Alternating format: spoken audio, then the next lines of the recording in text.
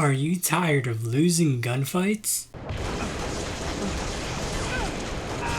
Are you tired of dying out of nowhere? Are you tired of dying to grenades?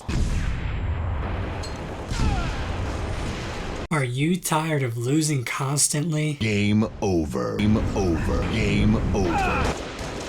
Game over. If you answered yes to any of these things, You suck. Hello, darkness, my old friend. this is how to stop sucking at Halo, the Master Chief Collection.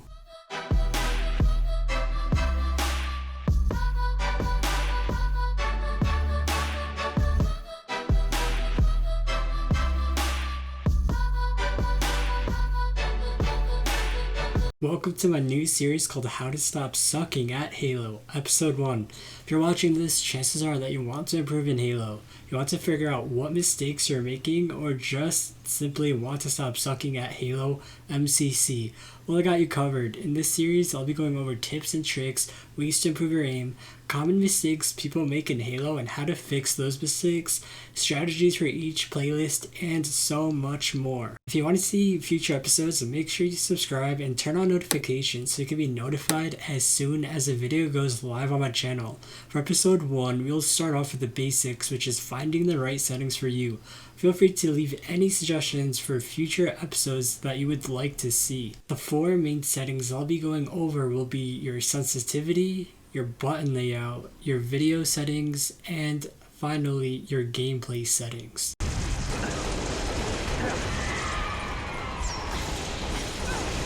Double kill. Sensitivity is an interesting topic. There isn't a magical number that works for everybody. However, your sensitivity is one of the most important settings you can adjust that directly affects your skill. Your sensitivity should be set according to your playstyle and changed no sooner than 7 days of playing on that set sensitivity. If you're moving around and playing aggressively, use a faster sensitivity. For controller, I use 9 horizontal and vertical sensitivity, 5 look acceleration, and 10 for both dead zones. And for the aim mode, set that to modern instead of classic. For keyboard or mouse, I use 1.2 sensitivity, 1 for vehicle sensitivity, and you want to keep your mouse acceleration to 0 and a mouse smoothing to 0 because these two things affect your sensitivity and the way your mouse reacts to the game very negatively. So just make sure you have those two things off. Low sensitivity allows for better accuracy and is best for defensive playstyles, and most pros don't use sensitivities higher than 6. Revenge. Double kill. Having an efficient button layout means you're spending less time moving your fingers to different buttons and keeping your fingers on important buttons as much as possible. For controller, you'll want to keep your thumbs on the thumbsticks as much as possible, especially during gunfights. The best way to do this is by changing your button layout. I personally prefer universal bumper jumper, which allows me to jump with the left bumper and to melee with the right bumper. This means I don't have to take my thumbs off the thumbsticks to jump or to melee, which is very advantageous. If you're on keyboard and mouse, like some of us playing on PC, I suggest moving your melee and throw grenades actions to your mouse's side buttons. If your mouse doesn't have these mappable side buttons, move these actions closer to WASD, and for me, the most comfortable option would be Q and E on your keyboard for the best efficiency.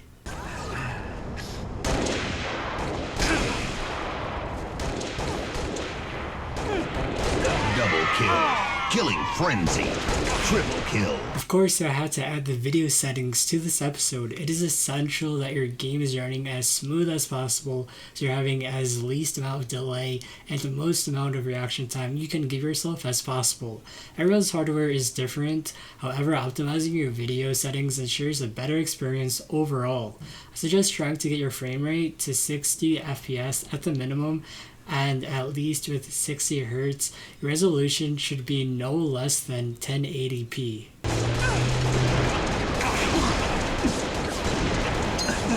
Double kill. Killing spree. So the final portion of this episode will be on gameplay settings.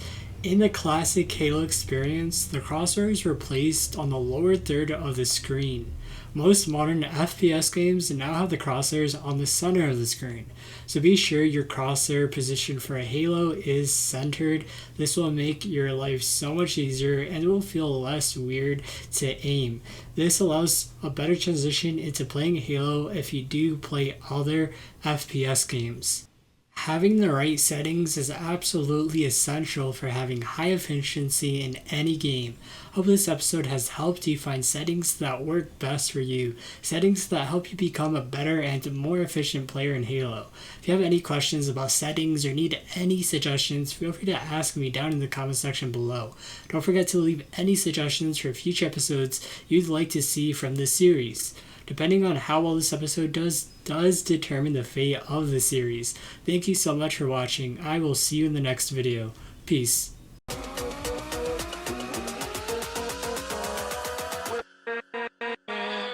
With